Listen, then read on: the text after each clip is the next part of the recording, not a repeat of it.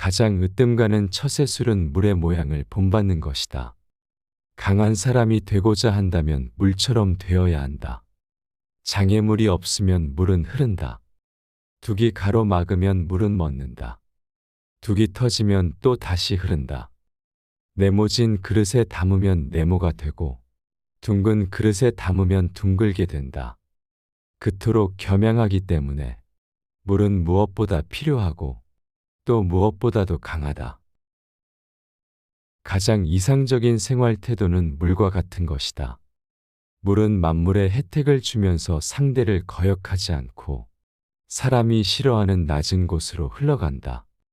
물처럼 거스름이 없는 생활 태도를 가져야 실패를 면할 수 있다.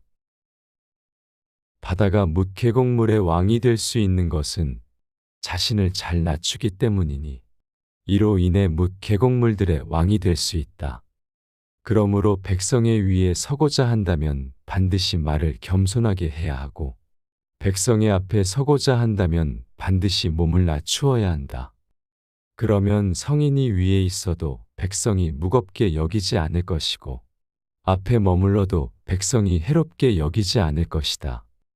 그러므로 세상 사람들이 가까이 받들며 실증내지 않는 것은 성인이 백성과 다투지 않기 때문이다.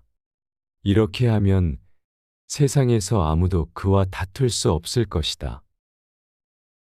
강하고 큰 것은 아래에 머물고 부드럽고 약한 것은 위에 있게 되는 것이 자연의 법칙이다. 천하의 지극히 부드러운 것이 천하의 강한 것을 지배한다. 가볍게 승낙하는 것은 반드시 신용이 적고 쉽다는 것이 많으면 반드시 어려움이 많다. 가장 완전한 것은 무엇인가 모자란 듯하다. 하지만 그 효용이 다함이 없다. 충만된 것은 텅 빈 것 같이 보인다. 하지만 그 효용에는 끝이 없다. 크게 곧은 것은 굽은 것 같고 가장 뛰어난 기교는 서툴게 보이며 뛰어난 웅변은 눌변처럼 들린다. 움직이면 추위를 이길 수 있고 고요히 있으면 더위를 이길 수 있다. 고드려거든 몸을 구부리라. 스스로는 드러내지 않는 까닭에 오히려 그 존재가 밝게 나타나며 스스로를 옳다고 여기지 않는 까닭에 오히려 그 옳음이 드러나며 스스로를 뽐내지 않는 까닭에 오히려 공을 이루고 스스로 자랑하지 않는 까닭에 오히려 그 이름이 오래 기억된다. 성인은 다투지 않는 까닭에 천하가 그와 맞서 다툴 수 없는 것이다. 구부러지는 것이 온전히 남는다는 옛말을 믿어라. 진실로 그래야만 사람은 끝까지 온전할 수 있다. 공을 세운 뒤에는 물러가는 것이 하늘의 길이요 사람의 도리다. 공이 이루어지면 그 속에 살 생각을 마라. 공이 이루어지면 몸은 물러나야 한다. 군대가 강하면 즉 멸망할 것이요 나무가 단단하면 즉 부러진다. 금욕은 반드시 습관이 되어야 한다. 금욕을 하면 할수록 덕을 그만큼 쌓게 되고 덕을 많이 쌓은 사람은 억제치 못할 것이 없게 된다. 끝을 맺기를 처음과 같이 하면 실패가 없다. 우울한 사람은 과거에 살고 불안한 사람은 미래에 살고 평안한 사람은 현재에 산다.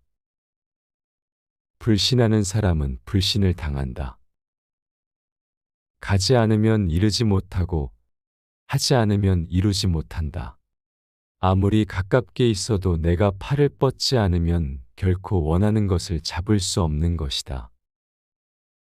누군가 너에게 해악을 끼치거든 안가품하려 들지 말고 강가에 고요히 앉아 강물을 바라보아라. 그럼 머지않아 그의 시체가 떠내려올 것이다. 진실된 말은 꾸밈이 없고 꾸밈이 있는 말엔 진실이 없다. 그릇은 비어 있어야만 무엇을 담을 수가 있다.